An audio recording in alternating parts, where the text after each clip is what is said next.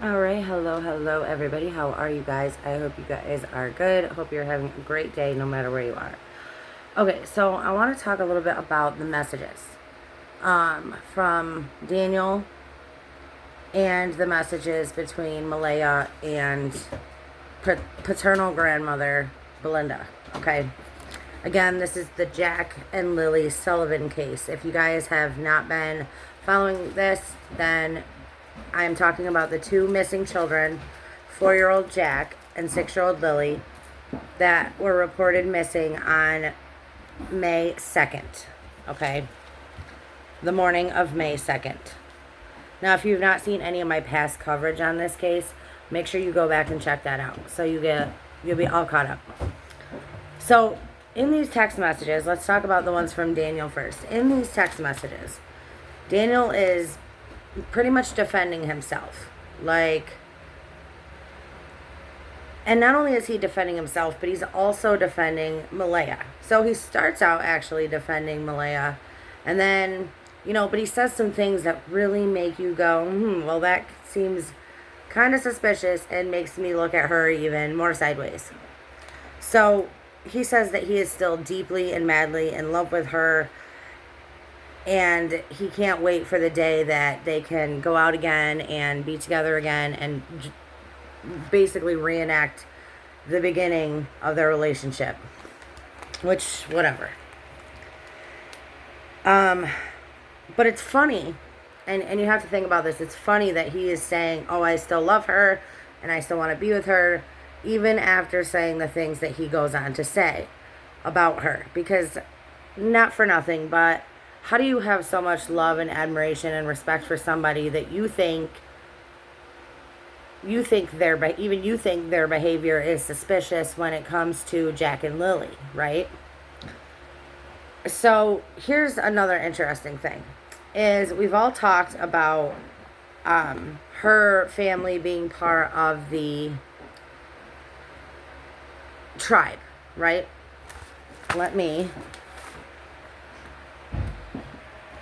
So they are part of the Spickneck tribe in Nova Scotia. Now, she has tried numerous times to register the children under the nation. And they've been denied. But then, all of a sudden, after they go missing, after they disappear, they're accepted into this tribe. Which is really suspicious, in my opinion. Now, this tribe exists of over 3,000 members. They have their own indigenous law. So they don't follow the regular, civil laws that we follow. They have their own set of laws. They have a tribal council, and that tribal council decides on everything, right? So, I know a lot of people are thinking that maybe Jack and Lily were taken to the reservation. And that's why Malaya went there, and that's why she's being, the way she's acting, and that's why she's cutting ties with Daniel.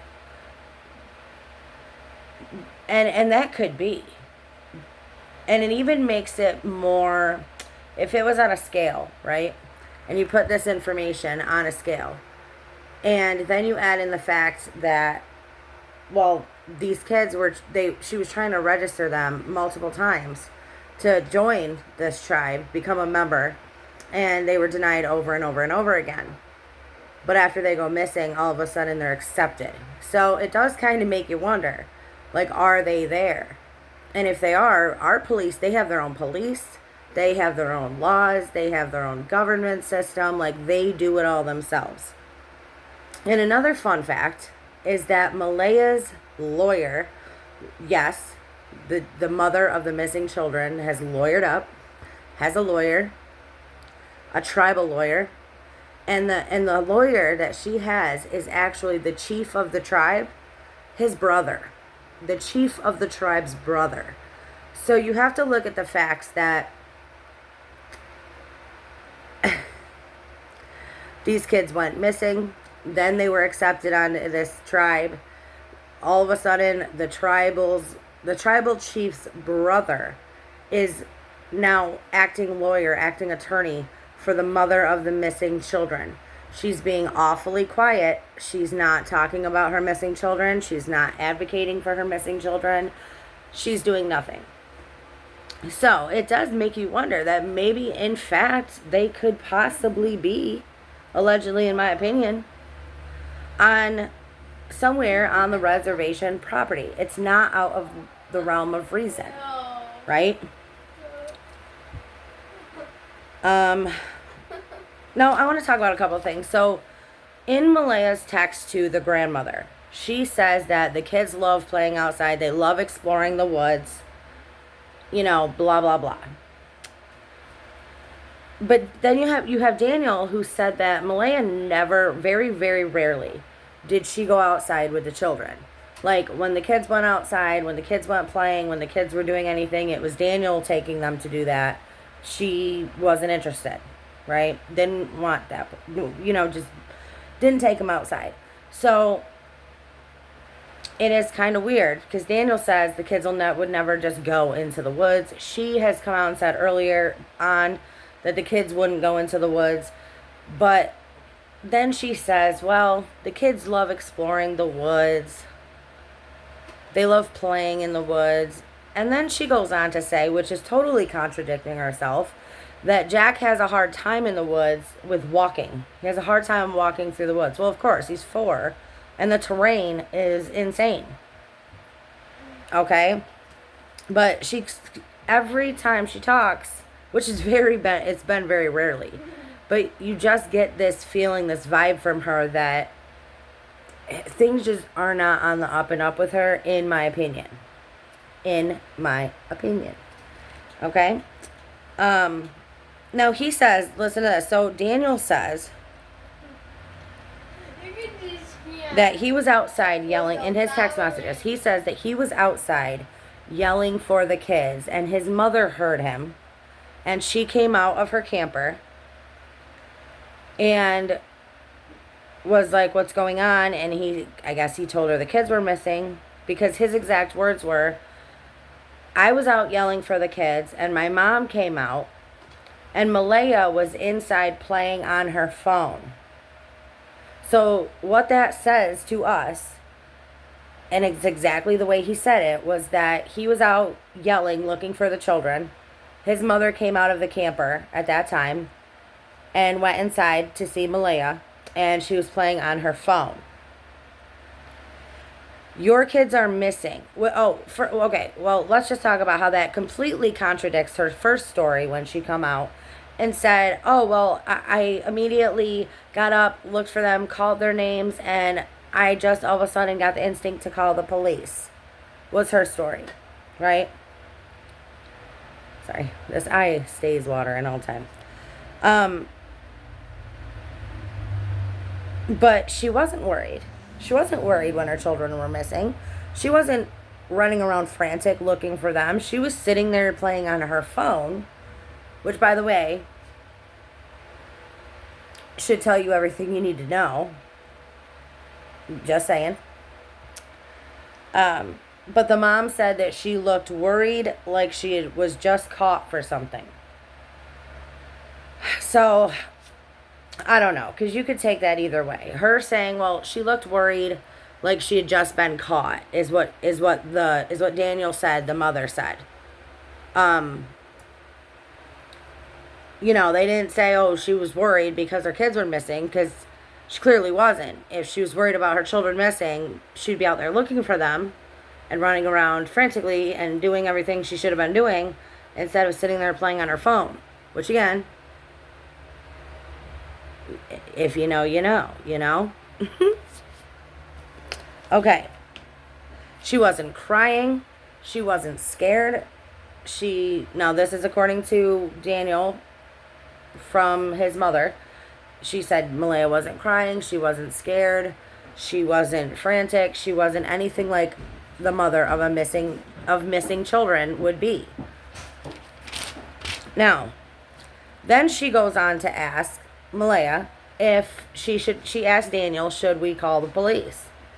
So it's not like she said in the beginning, like, oh, I just got the instinct to call the police. No. When she got done playing on her phone, she said, should we call the police? I would say so, right? And then Daniel says, so after he talks about all of this is when he says that he's still madly in love with her, and, you know, he just can't wait to be back with her and love her all over again. But here's my thing. Like, you're sitting there telling us how she was acting when her children came up missing. And she was acting like she totally didn't care. She was not distraught. She was not upset. She was playing on her phone. Like, how are you defending? How are you defending? You loved these children. And they're gone. And she's not worried one bit. So does she know where they were? Does she know who took them?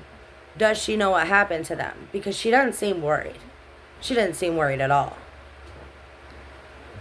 Now, Daniel says, don't attack Malaya because her mental health is going to be reflected on our daughter. Interesting. I thought that was an interesting choice of words.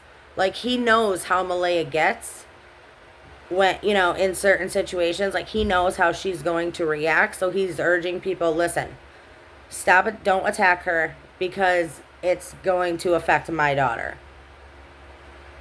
So did she have an anger issue? Did she have, you know, problems where she was maybe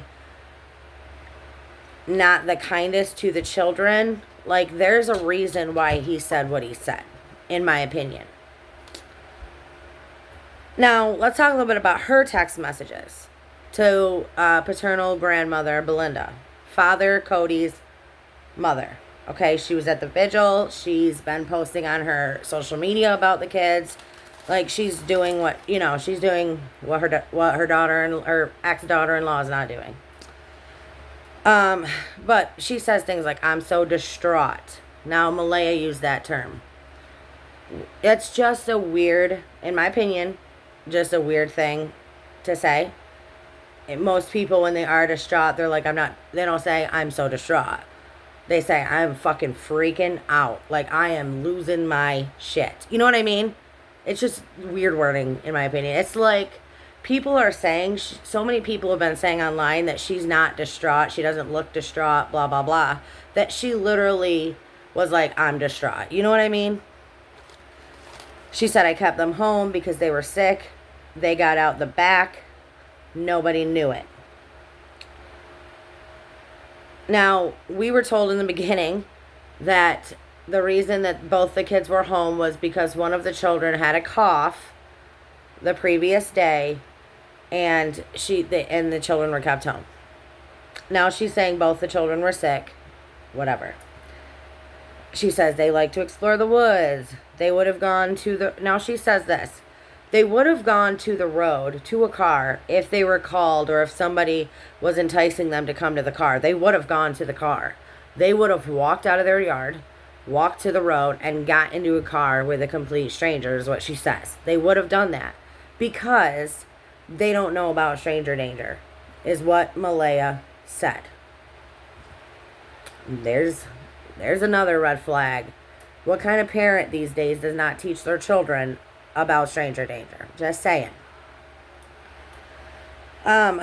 Another interesting thing that she said was that the kids have been missing. She told Belinda that the kids have been missing since 9:40 a.m. How could she possibly have known where did that time come up? Because Daniel said he last saw Lilly at 8 a.m. when she peeked her head in the door. And they got outside at some point. Nobody knows when. Never heard them go outside. But she says they've been missing since 9:40. Weird. Very weird, right? And around between 9:40 and 10 is when 911 was called. So, what do you guys think? That, to me, says an awful lot. Let me hear your thoughts down in the comment section below. I love you guys. Stay strong, stay healthy, stay safe. Keep asking those hard questions. Keep spreading that light. And I'll see you all next time.